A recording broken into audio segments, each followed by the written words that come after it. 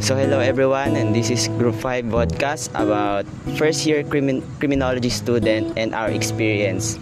So I'm CJ Cuba, and we will talk about the experience of being a first year crim student, the things we endure, the night we cram, and the band we have created so far. I am Jillian Mandokdok from Criminology, and I am first year, and we study in criminology about laws, regulation, and I choose criminology because I want to become a man in uniform and I want to help in our country. Saying good day everyone, I'm Aguilar Magdanason from Criminology, and studying criminology has given me an insight into the cause and consequence of crimes, and I've learned a lot about justice and other law enforcement service. So pinag-aaralan kasi sa criminology is pwede mo magamit in the future pag ikaw yun sa service na. And so in our first segment, so what is the first year experience? So in my experience, being a first year crim student, it really shocked me in the part that rules are very strictly implemented, that when you don't obey them, you will get punished. Not just by punish like yung parang pisikalan, pero but also na matututunan mo pagtapos ng punishment na yun na, ay sige, susundin ko na to ulit, ay susundin ko na to sa susunod para din na maulit. And the things like this is why I choose crim, kasi this will taught you to be a well-disciplined man. Like if you are well-disciplined, you will have the skills of being a leader. So yun yung pagkaroon ko ng experience sa being first year crim students. When I start my path in college, I have a lot of adjustment in my daily routine, especially in my sleeping hours. I need to sleep early because I have a 7 a.m. class, and we need to go to school early. Being a first year college is very hard, and it's very different when I am senior high school student.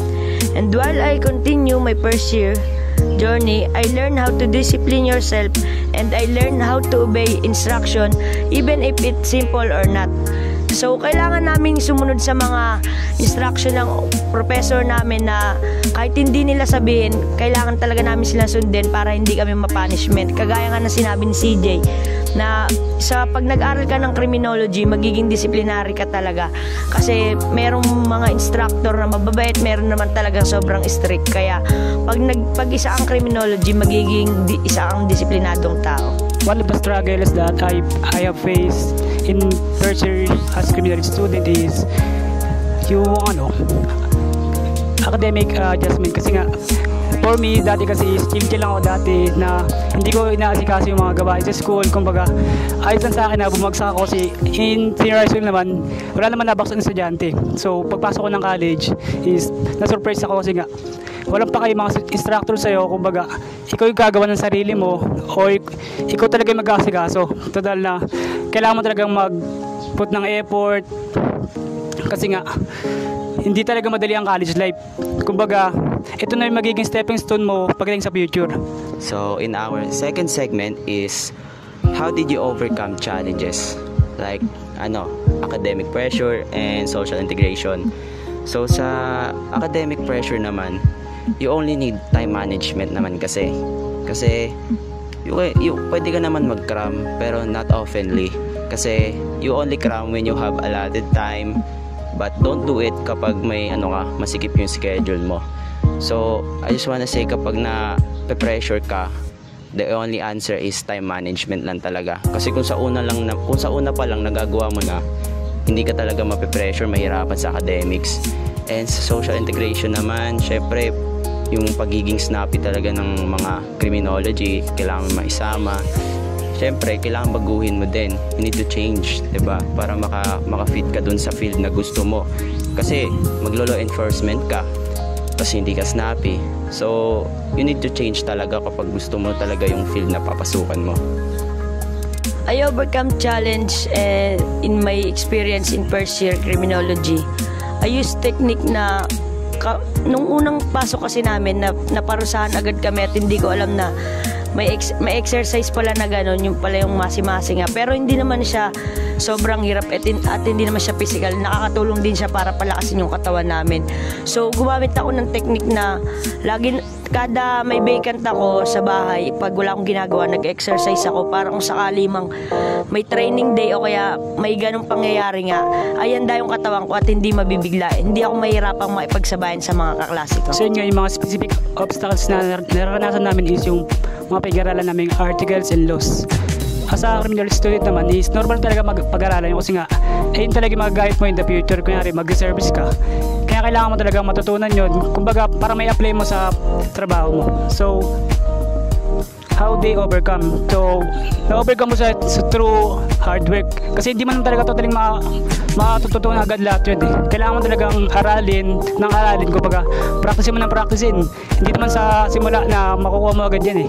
Kumbaga kailangan mo talagang pagsikapan kung gusto mo talagang matutunan yung mga articles and laws na yan para may apply mo in the future. So in our last segment is advice for incoming criminology student. So what do you wish you knew before starting your criminology journey? So the things that I wish I knew before starting criminology is that I should exercise oftenly and to be physically fit and mentally fit. So it's not also about being fitted, no? So we just need to i-ready yung katawan natin para sa mga bagay na hindi tayo nangangapa-ngapa pag sa mga exercise. And also, you should also check your body, like health checkups if you have mga heart disease, yung mga sakit sa puso, kung you are fitted ba to be a criminology students. Syempre, no, we don't want something na in the end na magpagsisisihan natin kung saan yung pangarap pa natin mismo yung makakasama sa atin. Advice for newcomers based on personal experience in navigating criminology students. Ma-advise ko lang sa mga gusto mag-criminology, ang course nila sa college is dapat marunong sila mag-self-study and advanced study dahil sa college, based on my experience, dapat marunong kang mag-aral din ng sarili mo, hindi lang yung aaralin mo yung tinuro ng professor, kasi minsan meron ding mga lesson na hindi na natuturo ng professor sa sobrang busy nila, tapos pagdating ng exam lalabas yung, kaya dapat marunong ka ring mag self-study and advanced study, lalo na pag na-absent ka, kailangan marunong ka mag self-study para hindi ka mapag-iwanan ng mga klase mo. Tsaka dapat mag-exercise ka na rin bago ka pumasok pa sa criminology student. Talaga hindi mawawala eh. Talaga. So next is, what advice you will give to incoming student to ensure their success?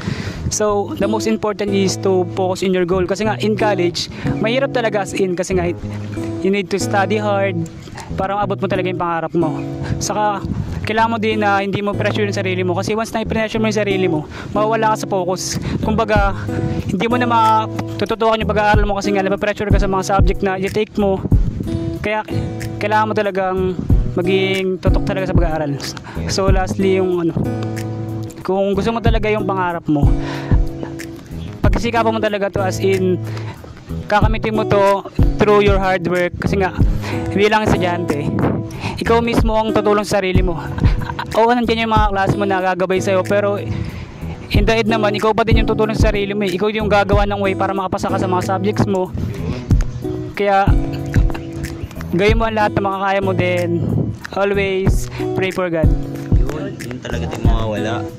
So ayun na, you have our experience and you know na about being first year crim students. I hope this advice and our talks, our podcast helps you to determine kung criminology pa talaga ang para sa'yo. Criminology is challenging, but it's also super rewarding. It's a field that constantly makes you question the world around you and the system is in place.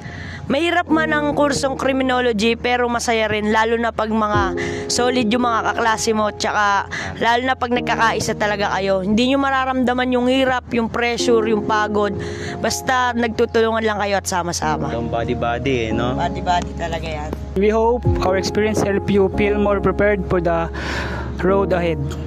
whether you're just starting or thinking about it, we wish all the best in your criminal journey. So sana yung makatulong yung mga sinabi namin sa inyo para magkaroon kayo ng insight sa tatahakan yung kurso. Hindi man tong madali, pero kung gusto nyo talaga mag-criminology o gusto nyo maging service soon,